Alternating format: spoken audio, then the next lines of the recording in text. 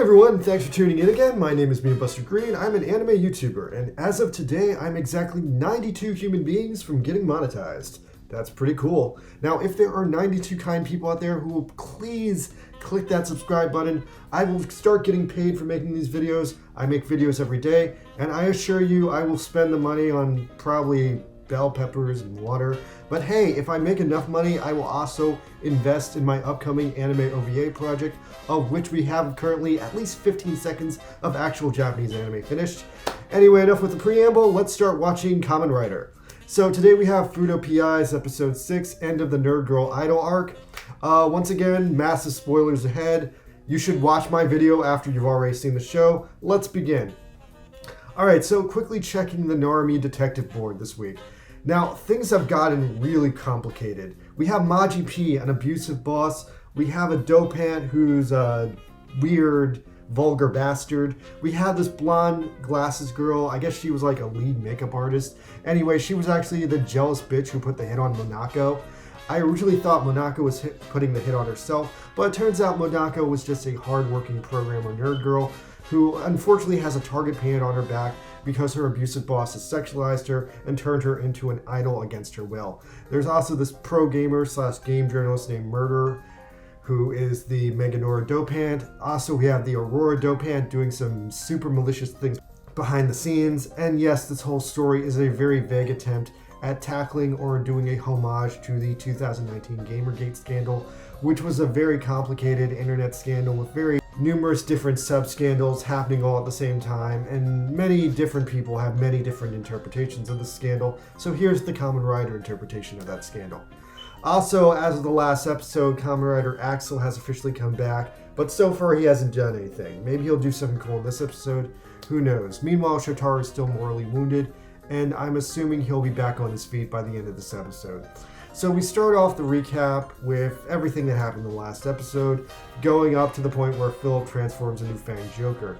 Now, we re-see the transformation, but it seems a little bit more exciting in this episode because Philip punches out the Meganora as he transforms. Oh, and I completely forgot because it's been a while since I've seen Philip do a henshin into Fang Joker, so I rewatched the original episode where he did this, but yeah. In the original episode, Shotaro's henshin belt was damaged, so that's why Philip had to do the transformation. This time around, it just looks like Philip has to be the one who transforms into Fang Joker, but I gotta say, Fang Joker's transformation is a million times more exciting in the anime than it was in live action. In live action, it was the same thing, but they just didn't put any special effects on it, so he was just kinda standing there twitching, looking ridiculous. Meanwhile, in the glorious anime presentation, there's like fucking ground breaking out of the ground, there's wind, there's lasers, there's glowing eyes. It's so cool. Everything is freaking great. Anyway, so cue the opening and we're in this windy city. Now we start off with a sciencey explanation of how Fang Joker works, why it uses Shotaro's mind, why it uses Philip's body, and how conveniently now Shotaro's body is still recovering in bed, so that's very cool. Oh, and Tokami's shirt is still battle damaged. Lol. Shotaro calls it out, so she fucking exits the scene stage right. Meganora makes another stupid dick joke, and Philip tries to counter that dick joke with an extremely awkward counter dick joke, which doesn't really work. Anyway, he whips out the arm fang and they fight a little bit. Apparently, in classic Kamen Rider style, Kamen Rider W, despite chasing the monster down, did not save anyone, and he left the hospital fucked. So meanwhile, there are potentially hundreds of bedridden patients at the mercy of Meganora's maggot babies just going through the hospital eating everyone. Now, god damn it, if there was only another Kamen Rider in the series who had powers and was still in the hospital doing something for whatever reason. Axel, I'm looking at you. For God's sakes, do something. Anyway, with no one to defend Shotaro's body, he's getting the bare minimal defense from his 3 robot buddies. W, meanwhile, knocks Meganora into the water, which is a good attack move, and then Philip does this amazing, crazy shark uppercut attack on him before switching into Shoulder Fang and seemingly winning the fight. Now, Shotaro keeps Philip from going full berserk, and he seems to have much better control over Fang than he did in the old days. Now, Meganora uses its Dragonfly gravity increase attack, but once again, W doesn't care, and once again, the girls start getting squished. But then Meganora pumps up the volume, and it actually affects W. So Philip does a really weird move where he flatters the dopant, and then after he's done flattering him, he criticizes him for not fully taking advantage of his insect anatomy. failing to miss that while Philip was flattering him, he was also throwing a boomerang at him. So the boomerang comes back around and destroys the Meganora's wings, and Asa realizes that the gravity attack is executed by the Meganora having additional tiny wings all over his body, which caused the gravity thing. So yeah, then Philip does Fang Maximum Drive, does a Fang Strizer, and bites the fucking dude with his rider kick, destroying his Gaia memory. And once again, the Dopan has been defeated pretty early into the third episode, which gives us ample time to wrap up this story and set up the next story, which is something I fucking love about this show. The pacing on the show is fucking excellent. Like, a lot of animes, like, once the fight is over, that's just the end of the episode. This episode actually, like, takes some fucking time to wrap up all the plot holes, and I fucking love that. Oh, yeah, and by the way, fucking Kamen Rider Axel finally henshined and killed all the baby bugs in the hospital. It was about god fucking time. Also, Akiko shows up with a first aid kit and helps everyone out, and this is a huge contradiction because in the last episode, they said that modern medicine doesn't do anything against Gaia memory attacks. So what the fuck is it? Does it work? Does it not work? Anyway, it's stupid, so I'm just going to pass it over. Now, Monako and Philip have kind of a moment together, which is actually pretty nice. Although it seems like she has a little bit of a thing for Shotaro, or maybe she just thinks that Shotaro is probably going to get himself killed the way he behaves. Anyway, Shotaro and Philip are brain linked, so Shotaro immediately reacts to this, and apparently he's also still on the verge of being eaten by a lobster-sized maggot, which is still disturbing. Now, Maji P has a massive last-second good guy turn because he wants Moriguchi to be protective, but he's acted like such an asshole through this whole story arc that I'm having a really hard time forgiving him. Now, Monako also blames herself for creating problems, which is also not right, but it's a very Japanese thing to do. Anyway, Maji P completely flatters Monako and takes responsibility for the whole disaster that this arc has been, which is a total basic Japanese boss move, but he's acted like such a dirtbag this entire arc. Apparently the reason he did that was that an executive was putting it up to it, and apparently he's done some things wrong now and he's getting laid off, so he kind of lays it all on the line.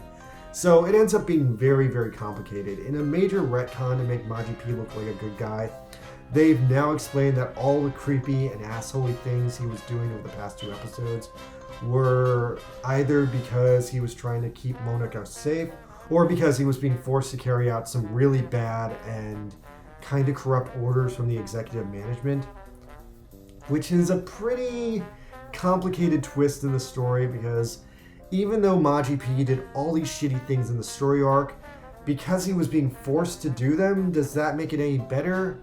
Well, that's for you to decide, but for me personally, I don't think so.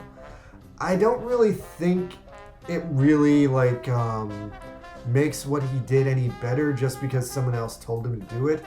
It's very reminiscent of the Nuremberg trials where the fucking Nazis were just telling everyone that they were acting on orders and they were innocent because, Hitler told them to kill all those people, but they still killed all those people. Long story short, he did a lot of shitty things, but he was being forced to do them, but I guess he got fired in the end, so should I feel bad for the guy? That's the question this episode is asking.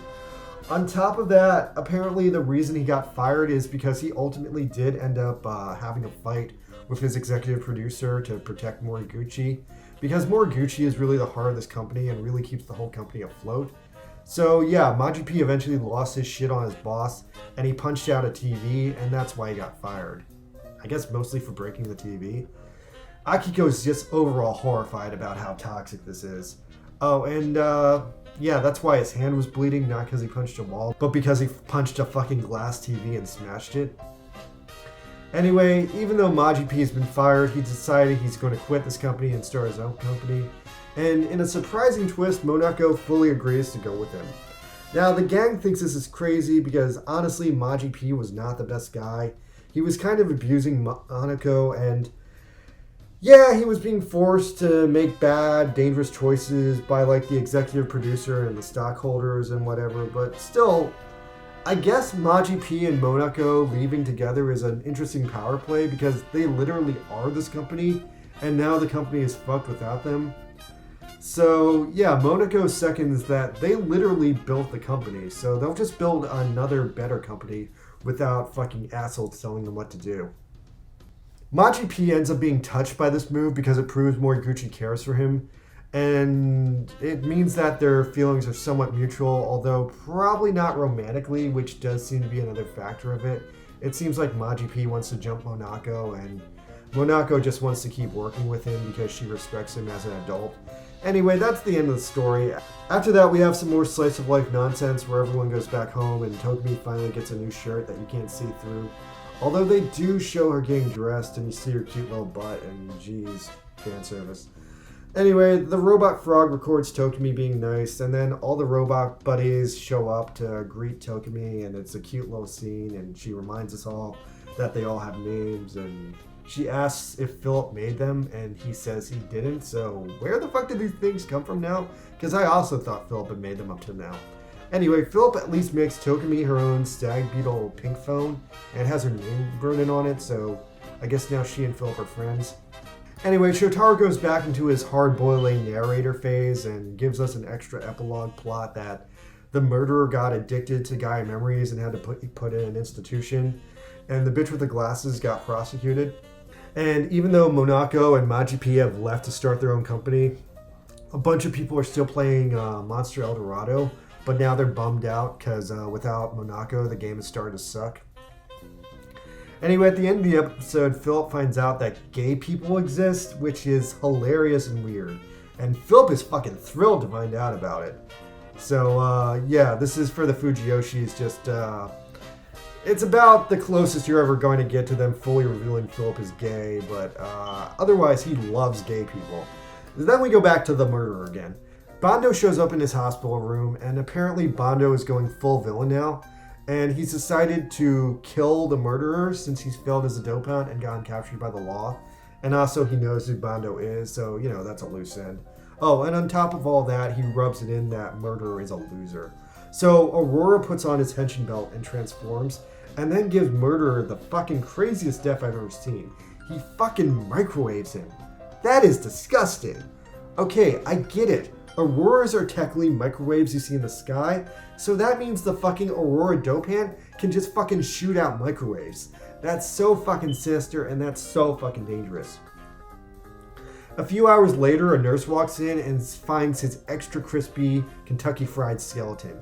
Disgusting. Now, at the end of the episode, we get our first look at the Aurora Dopan's family.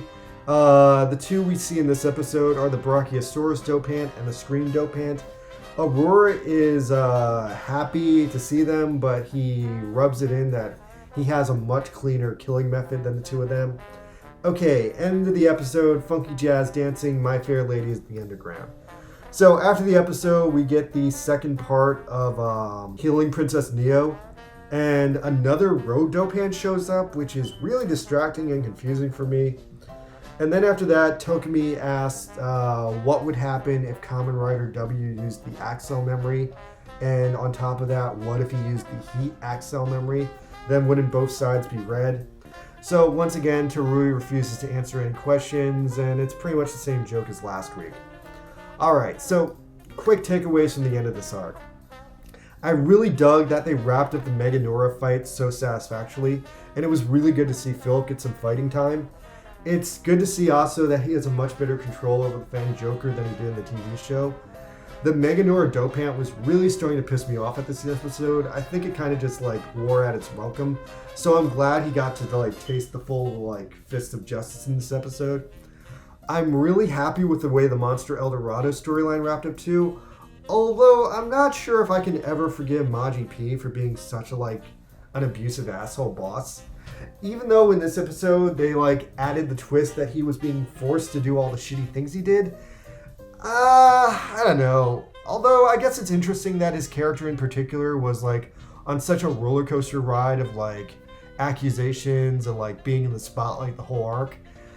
I did love the moral of this story turning out to be that if your bosses are fucking evil, walk out, let them fail, and form your own company. That's a cool message for 2022.